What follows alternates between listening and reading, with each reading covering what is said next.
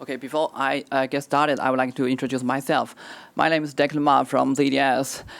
Maybe some of you are not familiar with my company.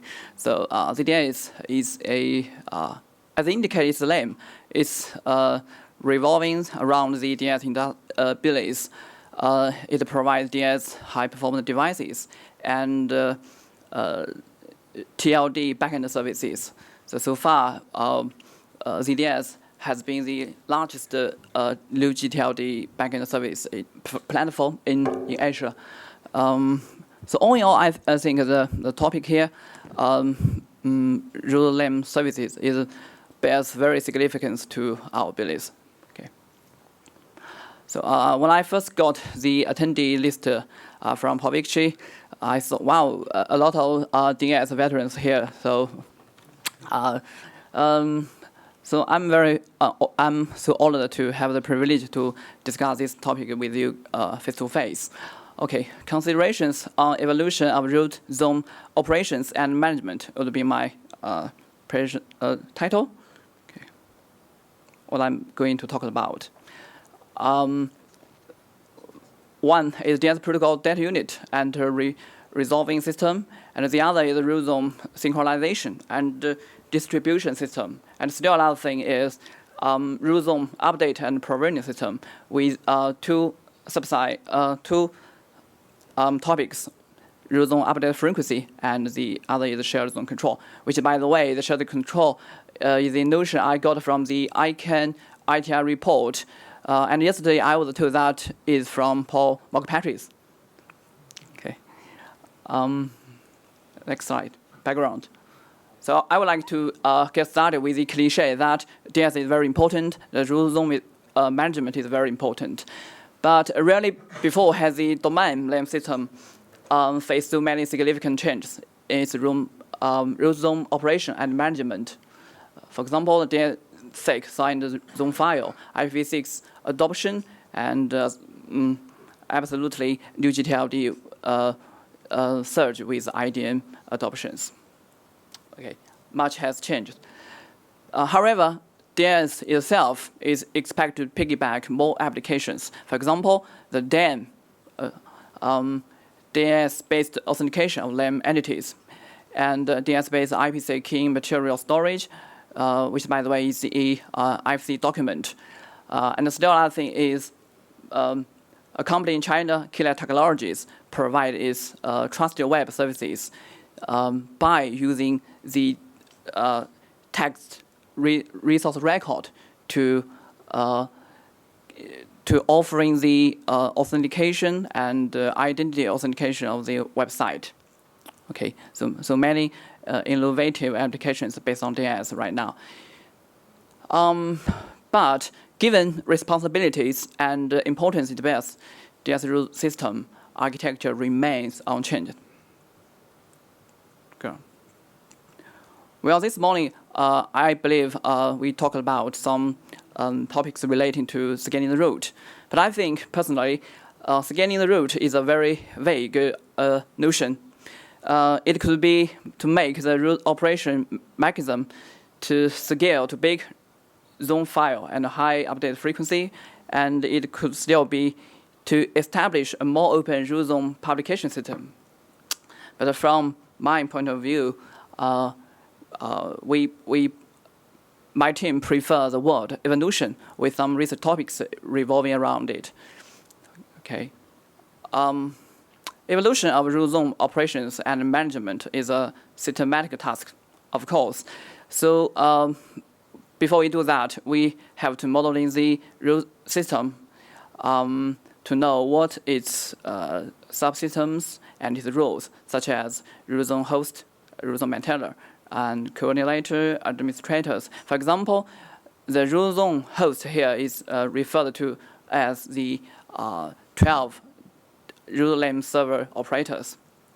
Okay, and the first step to evolve would be to delimit the functionality boundary between the subsystems and the corresponding roles. Reviews on the DNS root system components. Okay, I think you guys are familiar with it, so I will skip this one. Okay, the first DNS Protocol Data Unit and the Resolving System. Where are we? Priming exchange is very special. As discussed just before, caused by the IPv4 M2 city in the early days of Internet, the capacity of IPv4 lead to the limitation of the priming exchange. But priming exchange is not the normal DNS query, but a sort of bootstrapping configuration for DNS resolver. So that's why the reason why I would like to talk about the priming exchange. One of the problems gripping priming exchange is UDP size limitation. For example, when DNSSEC signature are added to the rule zone, the response message to the priming query or DNS key query will exceed 512 bytes accordingly. Expectations? So we do have options and efforts has been made. It is not perfect, yet it's improving IPv6 to give a basic support. And the TCP, which by the way, David had given some discuss on it, when acceptable, we could do some advancement. So the question I would like to ask here is, what's the pleasing capacity of DNS protocol data unit? For me, I think it should be large enough to carry sufficient information for DNS operations, and it also should be small enough to be effective. Okay, the rule zone synchronization and the distribution system. It bears significance. DNS root subsystems are not organized closely to one another, but the root zone keeps changes.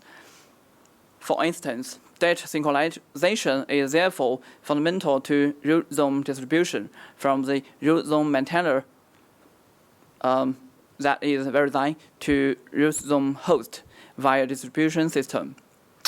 Considering the DNS tend to be more dynamic, synchronization should be taken into account when a new distribution system is introduced. The reason why I mention this is considering the more TLDs we are introduced to the root zone, so we can easy to say the possibility of the root zone change would be high. Still another observation. In a world-sized distribution system like the Internet, so critical services like DNS root ought to be extremely well distributed. Okay. All in all, we have to say that root zone data distribution is significant. New groundwork. As indicate, okay.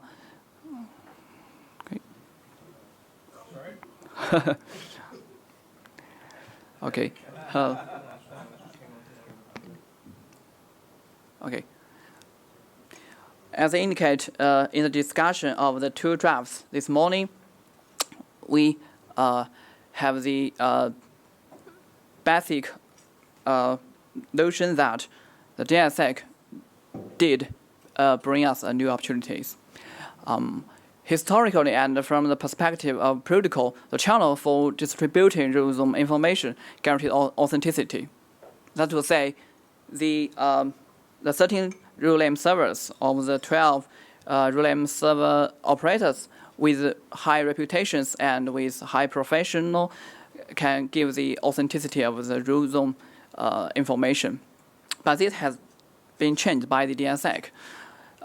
With the DNSSEC, we have got the benefit that the root zone is trustful as long as it's with attached with the signature generated by IANA.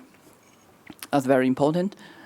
So I have to jump into the conclusion that the deployment of DNSSEC and the advantage it brings about could evolve the root zone distribution systems getting into more open fashion. So this has been discussed, so I would like to skip this. But I would like to reiterate here is that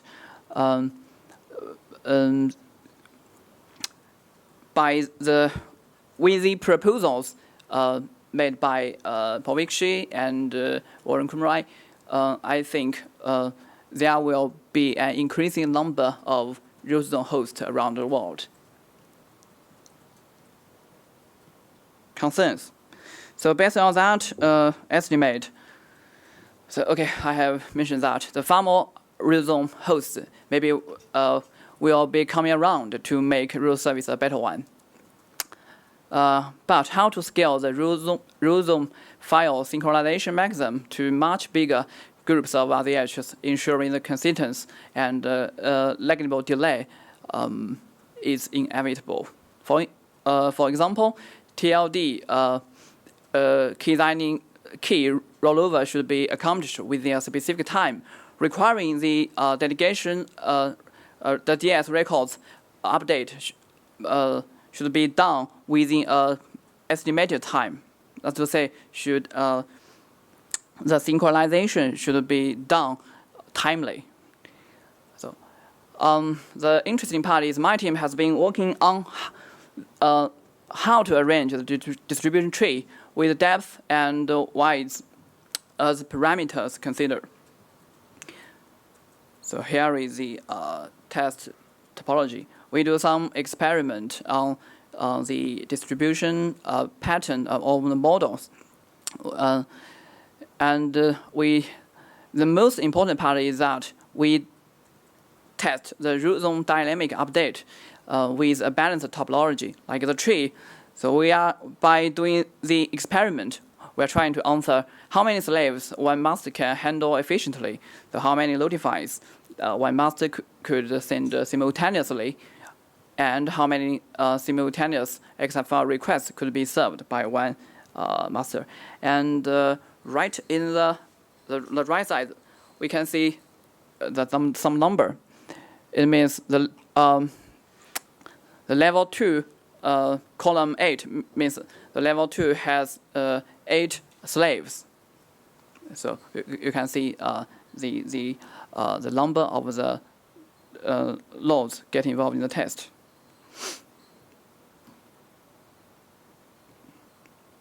Okay, here goes the root zone update and provisioning system. Okay, I would like to begin with the root zone update frequency observations. As I mentioned at the beginning of the topic, the DNS root zone is getting bigger, and the number of LAM server per delegation to increase as the TLD LAM server infrastructure matures over time. And that is another observation we got,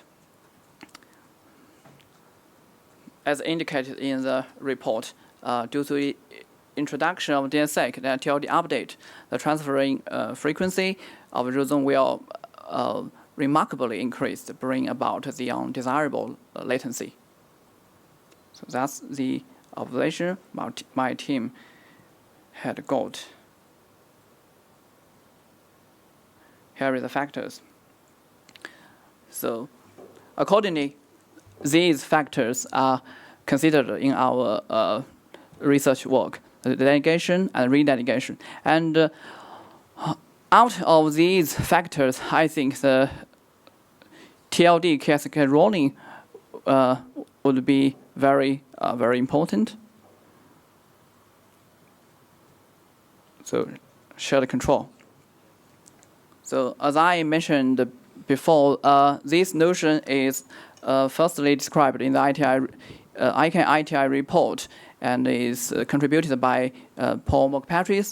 The reason why I put up with this topic is, as indicated in these slides, so over the year, concerns have been raised towards the current root operation is based in the United States and subject to jurisdiction of the United States. So to go with the multi-stakeholder model advocated and coordinated by ICANN, I think this topic could be put on the table with the hope that some technical solution could be figured out. Okay, when I first took this notion, I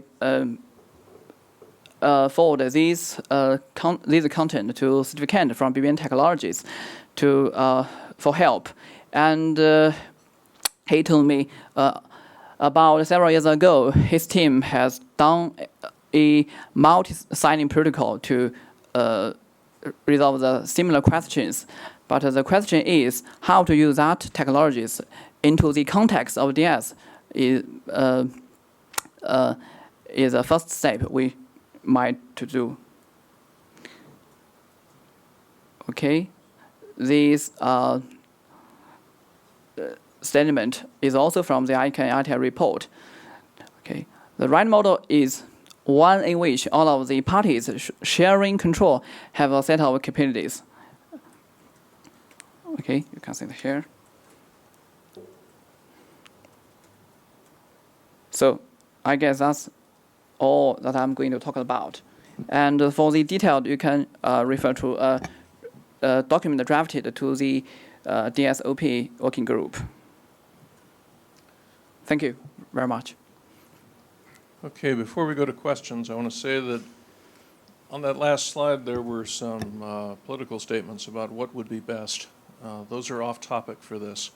So we're not going to talk about whether it's a problem that the U.S. government appears to have some catbird position, but I'm happy to talk about the technical impact of the ITI proposal.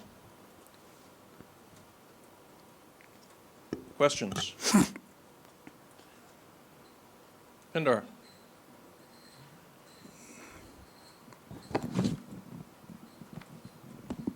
And questions about the shared zone control. Since that paper Sure. came out, the second last slide in terms of multi-sig or multiple signing. Is where this one? this one. The one about multiple keys. Multi-stakeholder model. No, not the political one, the technical one. Where are you in terms of looking? I mean, what have you done since that paper was published or the idea came out in terms of your research? So far, no. Advanced work has been done. I just threw out the topic to cover discussions. Okay. Yeah. So I was sharing at lunch. You know, there's a whole new different area of blockchain technologies that use multi-sig, which is a separate topic, but there's of personal interest. Yeah. Maka Petros hasn't talked in a while. No, go ahead. Just to clarify a little bit, one of the things that we've done since that report is to see whether or not there are components out there such that you could put together an existence proof that you could build such a system. And as far as I can tell, the only problem that I haven't been able to solve is to figure out how you have a unique signing key for a distributed generation of the actual contents. And maybe you guys, I mean, there's lots of work that's been done in the area, and it may just be that I don't know the right algorithm. The other thing that we did was we went back and I spent a bunch of time talking to people at the IANA about the current process. And the difference between theory and practice is pretty great. I sent a revised version, more detailed, to David Conrad, CTO of ICANN, and he criticized the fact that I said that some parts of this might stay private as opposed to being totally open and blah, blah, blah. And if you take a look at the current process, it's all closed. In point of fact, if somebody asks IANA to take over the Fredonia top-level domain, the current owner of Fredonia isn't notified, although there's a new facility such that they can tell that there's something going on. There's a matter under consideration. So that, you know, the tradition in the CCTLD company, in the CCTLD space is that everything is kept completely quiet. But that sounds very much like that's a process issue with how ICANN, IANA, etc. currently does stuff. that's not a technical thing. That's a there should be more transparency, blah blah blah, which I don't disagree with, but it's sort of orthogonal to this, the technical part of this. All I'm saying is theory and practice seem to be there seems to be, the ground is floating quite a bit. We're going to do Johan, then Hoffman, and then we'll be out of time for this segment. So I have a question again about the shared zone control of the multiple signatures. I don't know if that slide is before or after this one, but could you go in that direction where you said something about multiple signatures? This one? Here we are. The last bullet. That's it. Together with the multiple signing protocol, right? So I see that you say something about multiple signing protocols, and that's fine, but I don't see the problem statement, and I don't see the reason. I don't see the problem you're solving with this. Okay, I know you all. Hereby, I don't offer some solutions to the questions. I just put up with the problem. Maybe we should concentrate on for the coming future. Okay. Okay. So you think my statement is short of a problem statement, right? What is the problem? What's Okay. the problem? Why is it a problem? The problem is how to use the technology such as multiple signing protocols into the context of DNS. Again, what is the problem here? I mean, it is fine to be able to use multiple signing protocols. That would be neat. But what is the problem that you're trying to solve? The problem is the innovation should go with the current route of operation with minimized effects. What effects? The diversity is that just diversity is the problem that you perceive? Let me see if I can restate. Okay. I've had some extensive dialogue with several people on this topic. Are you giving us a summary of what was in the ITI report and assuming that the problem statement from the ITI report was valid? Or do you yourself know a way in which the system will be stronger in some measurable way if we went to a multiple signing protocol? Because if you answer number 2, I'm going to ask you in what way?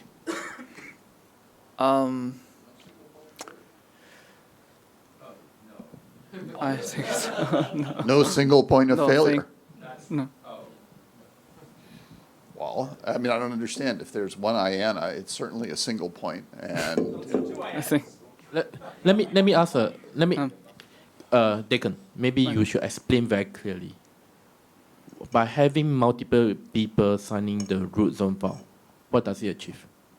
Sorry. Forget about the politics. Forget about ICANN.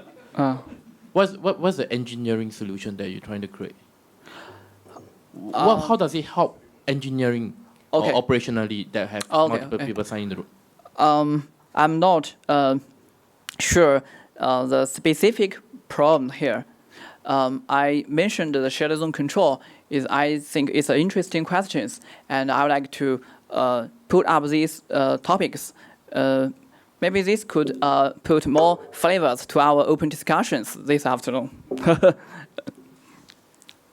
Paul? We have enough problem as is. Brad? Yeah, I just want to point out, this comment really goes to pretty much every presentation thus far towards, I guess, more root server operations, and the question, or I don't even know what the question is, but the presentation on the distribution of the root. And Paul, I think you nailed it with saying measurable.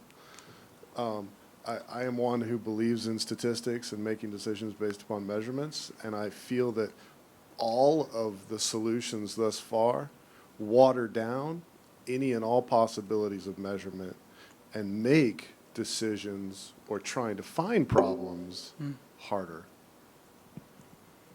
And I think that's been lost through most of the discussion today. Okay, thank you. Hoffman? So just one last bit on the multiple signing and such. So in your draft and in this you've mixed a few things which I think both for political reasons and technical reasons.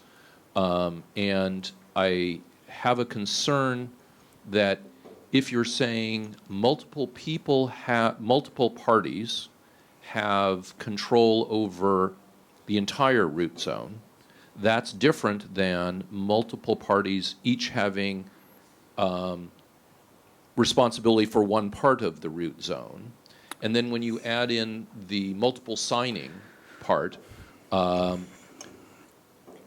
could be wrong, but I don't believe that, in fact, a signature over the whole zone, if people are having individual parts, is feasible or useful. And certainly I don't believe you can actually do mixed signature algorithms for fractional signing. I could be wrong on that. So what I'm saying is that I think again, going back to sort of what I started with my presentation this morning, having the motivations be extremely clear on, if this is a problem, here are some ideas, even if they're bad ideas, but we could work from the problem, would be good. And I do really have a concern not of multiple signatures as much, because we already have worked out proofs that some sorts of multiple signatures work, but not with multiple algorithms at the same time. But the idea of fractional responsibility for the contents of the root zone, I would need to see a very, very strong argument on that. That would change many other things that we do. So, okay. So Paul, so you don't think the multiple signature on the with the whole control on the root zone is not feasible? I think it's perfectly feasible as long as there's a single algorithm. So I don't think you can do fractional signing with multiple algorithms. I could be wrong. I mean, someone might have come up with a way to do it. Thank you for your comments. So a lot of folk have used the statement multiple signatures, but it's fairly unclear from the document and this presentation if you mean all of the people have to sign the same piece of data, so you need the union of all of the signatures in order to believe it, or if you just need to believe a single signature. So do you have to require that all signatures match before the data is valid, or as long as one of the signatures you believe? And those are very, very, very different solution spaces.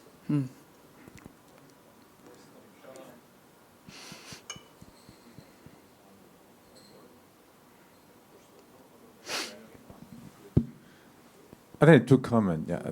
I mean, multi-stakeholder model of ICANN means that there's multiple stakeholders participate in the decision-making process of ICANN. It doesn't mean that it's a multiple signature.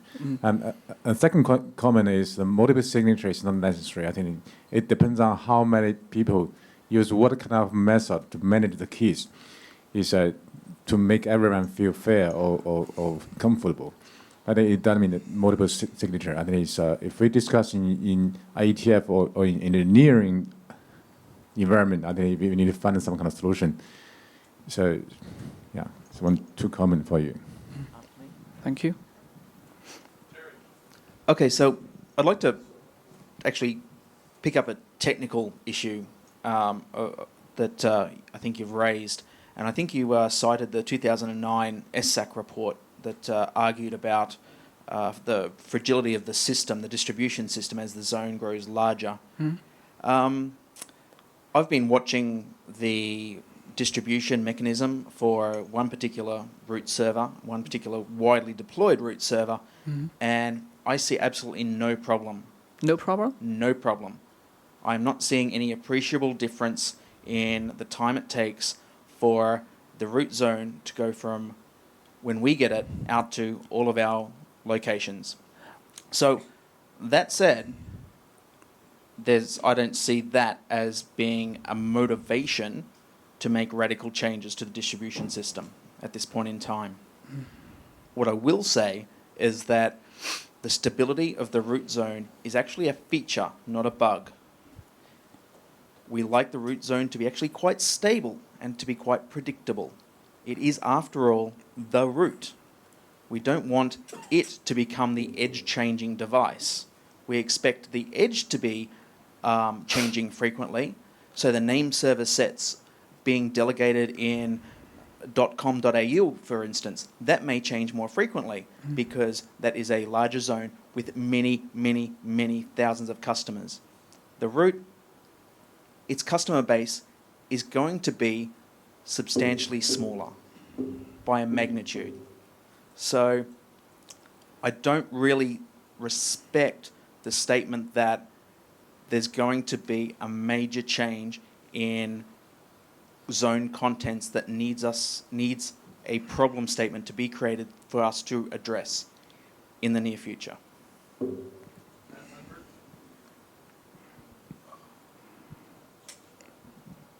I'd like to actually add on to what Terry said. If you could show the slide where it shows the route distribution with all the tree basically. And I just want to confirm, are you saying that This one? That one, yes. Are the root servers at the very bottom? Mm-hmm. So from an availability model, there's a possibility of failure at each layer. And as you descend layers, availability will decrease. So my concern would be that by the time you make it to the bottom, you have actually, by introducing this more complex system, you've reduced availability to root zone updates. So I agree with your comments, but I have to respond to Terry's comments. So for the current root LAM system, I think the synchronization and the distribution mechanism is okay. But sorry, I'm sorry to. What I'm trying to say is this research is based on is with the estimate that there is going to be a increasing number of root zone hosts. Why? Why is there going to be an increasing number of root zone hosts? Maybe it's brought about with the proposal by Paul Shi, or the proposal by Paul Hoffman. Then. Yeah.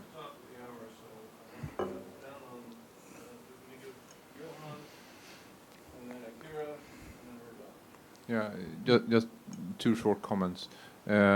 Also being responsible for one of the widely uncast root servers, we also have no problems whatsoever. And well, I can see issues if we were to deploy millions and millions of eyes, but we're not there yet.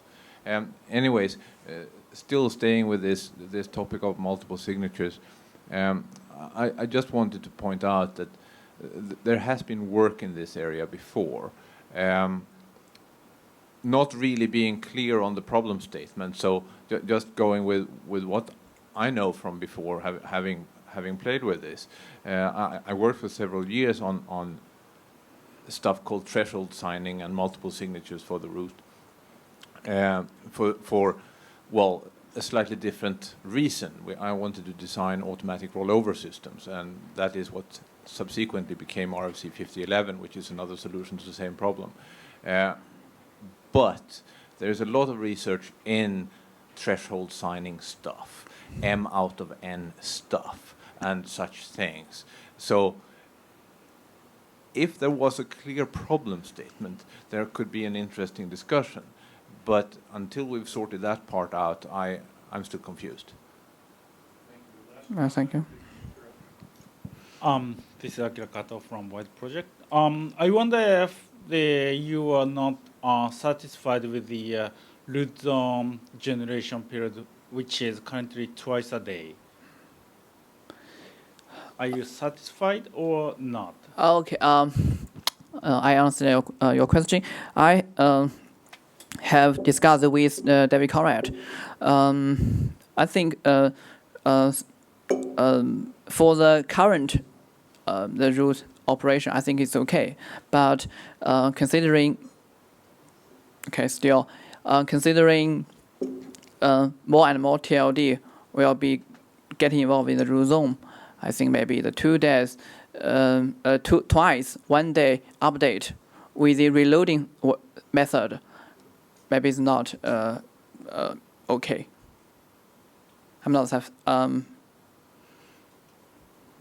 So that's the reason why throughout the motivation, the dynamic update. Okay, thank you.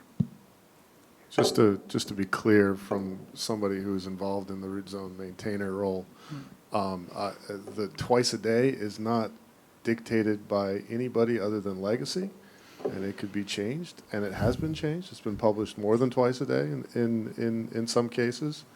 So I just want to make that clear.